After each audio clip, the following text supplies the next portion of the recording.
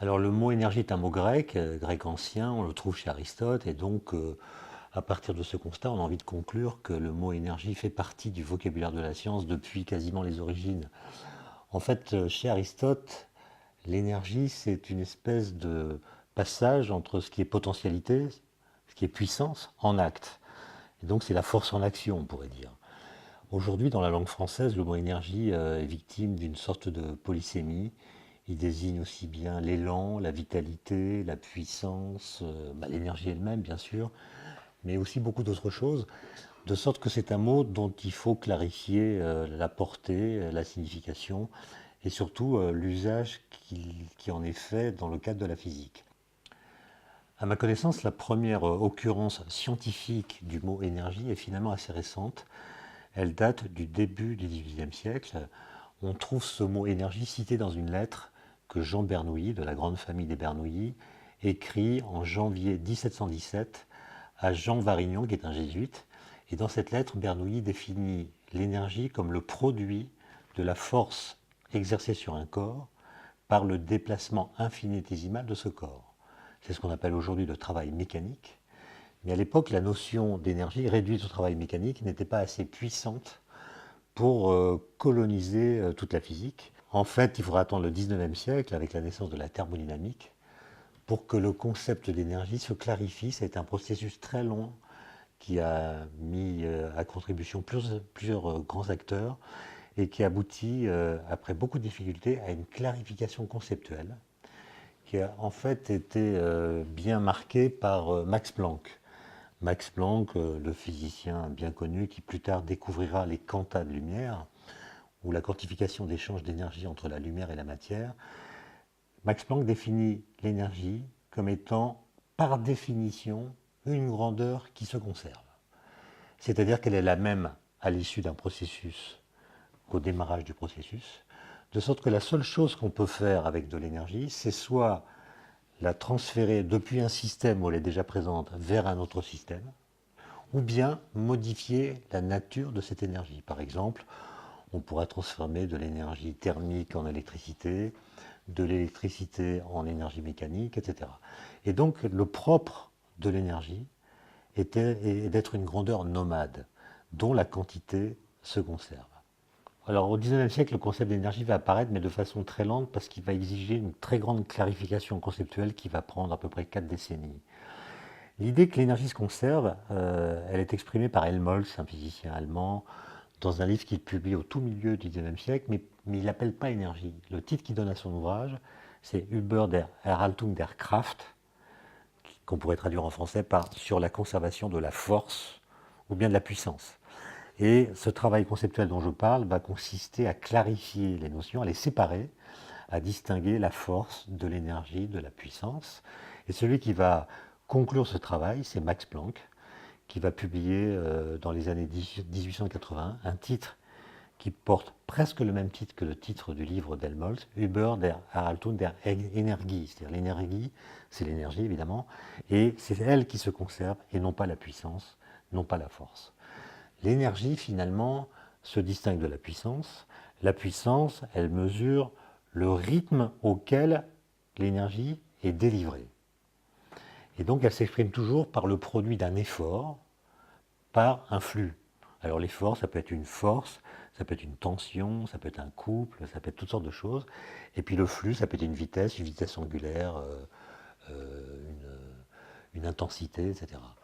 Et j'insiste sur cette différence parce que beaucoup de gens confondent encore puissance et énergie.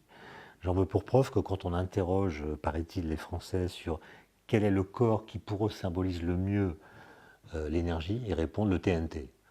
Or le TNT est un corps qui contient très peu d'énergie, en tout cas 1 kg de TNT contient 10 fois moins d'énergie qu'un kilo de pétrole. Mais la différence entre les deux, c'est la puissance à laquelle cette énergie est délivrée. Le TNT, il explose, donc il libère son énergie très rapidement, alors que le pétrole, lui, est capable de brûler lentement, et donc il délivre son énergie à faible vitesse, d'où la puissance faible qui lui est associée, alors que le TNT a une puissance très élevée, bien que son énergie soit moindre.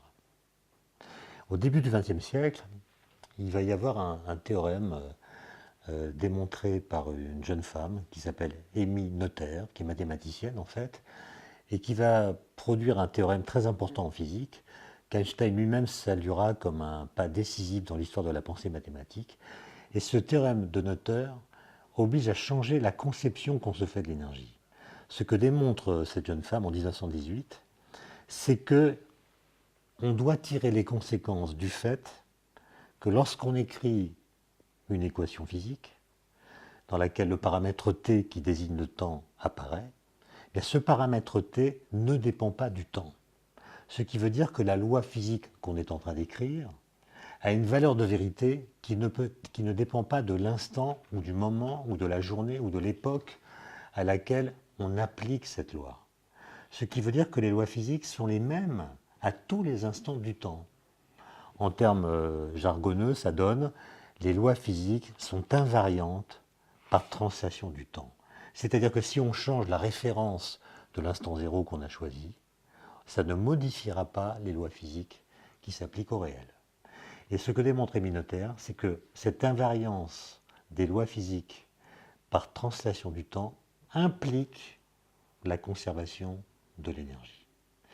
Ça veut dire que la conservation, au lieu d'être constatée quand on fait des expériences de boules de billard par exemple, est une conséquence très profonde d'une loi elle-même très profonde de la physique, à savoir que ces lois physiques ne changent pas au cours du temps. Alors ça a des conséquences évidemment très importantes. La première, c'est que nul n'a jamais produit d'énergie. Puisque l'énergie se conserve, pour en avoir, il faut déjà en avoir, et puis éventuellement transformer la forme qu'elle prend. Personne ne produit d'énergie, puisque l'expression produire de l'énergie sous-entend qu'on pourrait la créer à partir de rien. Alors ce que nous dit le théorème de Noether, non, c'est pour avoir de l'énergie, il faut déjà en avoir, pour soit en changer la nature, soit la transférer depuis un système vers un autre système. L'autre leçon, c'est qu'on ne peut pas non plus consommer de l'énergie. Si vous mettez un litre de pétrole dans votre réservoir de voiture, vous allez pouvoir, grâce à lui, rouler, c'est-à-dire produire de l'énergie mécanique, chauffer la route un petit peu par le frottement, chauffer l'air également, allumer vos phares, donc il y aura une conversion partielle de l'énergie qui était présente dans ce litre d'essence en électricité, etc., ou en lumière. Et donc vous allez pouvoir faire des transformations, mais si vous faites le bilan à la fin, vous constaterez que aucune énergie ne s'est dissipée dans l'affaire. Il y a à la fin autant d'énergie qu'il y en avait dans le litre de pétrole que vous avez consommé. Donc vous n'avez pas consommé d'énergie, vous avez simplement transformé la forme qu'avait l'énergie. Au début, elle était très organisée dans le litre de pétrole que vous avez mis dans votre réservoir, et puis peu à peu, elle s'est transformée, elle s'est dégradée, dirait-on, en chaleur à la fin. Ça veut dire que sa capacité à être transformée s'est amoindrie, mais la quantité d'énergie, elle, est restée constante. Et donc, quand on dit qu'on a consommé de l'énergie, en fait, on devrait dire qu'on a produit de l'entropie. L'entropie, c'est la fonction clé dans cette histoire. Qu'est-ce que c'est que l'entropie? C'est une grandeur qui mesure la capacité qu'a un système à évoluer spontanément. Plus l'entropie d'un système est basse, plus il a tendance à évoluer spontanément. Au contraire, si le système a une entropie qui est élevée, sachant que l'entropie ne peut que croître, si elle est déjà élevée, eh bien, elle ne pourra pas beaucoup changer, de sorte que le système aura peu de chances d'évoluer spontanément. Et donc, consommer de l'énergie, c'est simplement produire de l'entropie, c'est-à-dire c'est passer d'une forme où l'énergie est très organisée à une forme où l'énergie est moins organisée, sans changer, j'insiste là-dessus, la quantité totale d'énergie dont le système a pu disposer. Quand on parle d'énergie, alors on pourrait aussi ajouter qu'une ultime conséquence, c'est qu'il n'y a pas d'énergie renouvelable et que l'appellation énergie renouvelable est une sorte d'abus de langage.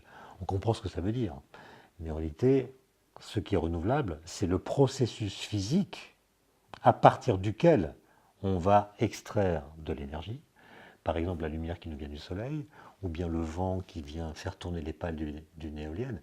Cette source d'énergie, d'une certaine façon, est continue, du moins tant qu'il y a du vent ou tant qu'il y a de la lumière solaire, mais elle n'est pas renouvelable au sens où dès qu'on l'a dégradée comme je l'indiquais tout à l'heure, c'est-à-dire dès qu'on a consommé, entre guillemets, de l'énergie, c'est-à-dire produit de l'entropie à partir de cette source primaire, eh bien, cette énergie est dégradée, on ne peut pas revenir en arrière.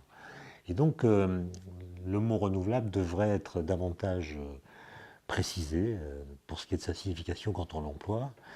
Et l'autre chose qu'il faut dire à propos de l'énergie, c'est évidemment la découverte qu'Einstein a faite en 1905. Bon, Einstein n'est sans doute pas le premier à avoir écrit la fameuse formule E = mc2. C'est une formule qui est en fait portée par les équations mêmes de l'électromagnétisme. Et d'autres physiciens ont sans doute utilisé ou écrit cette formule avant lui, mais lui en a trouvé la véritable signification. Dans un article très court qu'il publie en septembre 1905, Einstein fait l'hypothèse qu'on dispose d'un corps qu'on chauffe et qui donc émet de la lumière.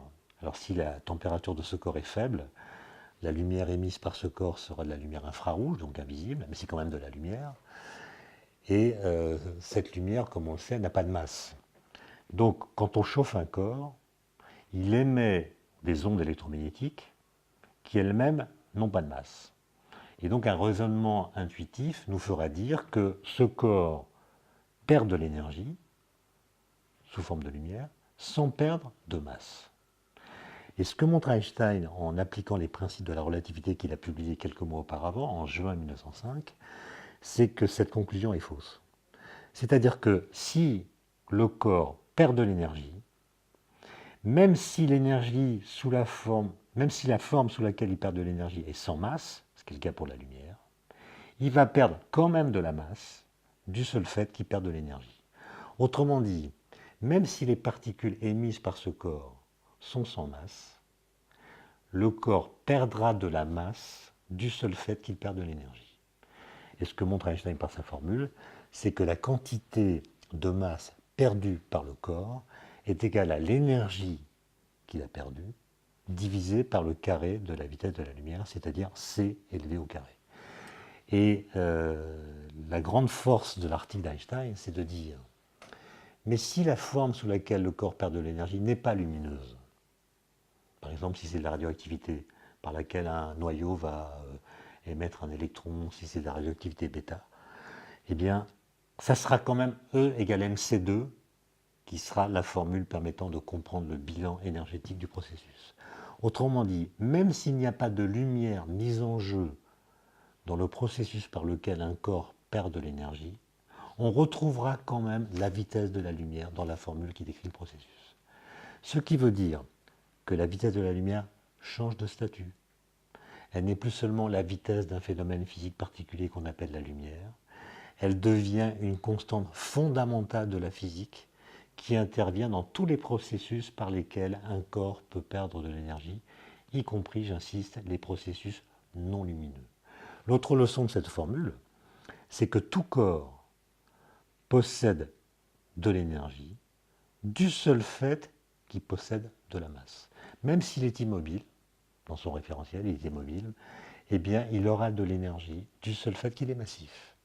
Et quand vous faites le calcul, vous vous rendez compte que l'énergie présente dans n'importe quel gramme de matière est colossale, parce qu'on l'a dit, on la multiplie par le carré de la vitesse de la lumière exprimée en mètres par seconde. Donc c'est une énergie colossale, bien supérieure à la totalité de l'énergie que nous absorbons pendant une vie entière pour alimenter notre métabolisme. Et donc une des questions que je vous pose, c'est d'où vient que nous sommes obligés de manger autant? À chaque repas, nous ingurgitons environ 1 kg de nourriture. Or, par exemple, l'explosion de la bombe d'Hiroshima a simplement transformé 1 gramme de matière, fissile de l'uranium, en énergie. 1 gramme de matière, c'est la puissance de la bombe d'Hiroshima. D'où vient que nous mangeons autant? Comment se fait-il que cette énergie nous traverse sans nous faire exploser? La formule d'Einstein a d'autres conséquences. Par exemple, on peut la lire dans les deux sens. Là, on vient de parler de cas où la matière contient de l'énergie, mais il y a des situations dans lesquelles on peut lire cette formule comme étant de l'énergie peut devenir de la masse. Par exemple, quand on fait une collision de particules à haute énergie, comme ça se fait au CERN avec le collisionneur de protons qui s'appelle le LHC, et bien, on comprend les phénomènes physiques auxquelles nous assistons dans ces expériences comme étant la transformation de l'énergie cinétique des particules en de nouvelles particules. Et donc on a une situation dans laquelle une propriété d'objet, en l'occurrence la vitesse des particules, se transforme elle-même en objet. C'est presque aussi étonnant que si on vous disait que la hauteur de la tour Montparnasse, qui est une propriété de la tour Montparnasse, pouvait se transformer en tour Eiffel. Ou que si on vous disait que la vitesse d'un scooter peut devenir un vélo ou une trottinette. On a là une situation qui philosophiquement est intéressante. La propriété d'un objet, sa vitesse, peut devenir un autre objet.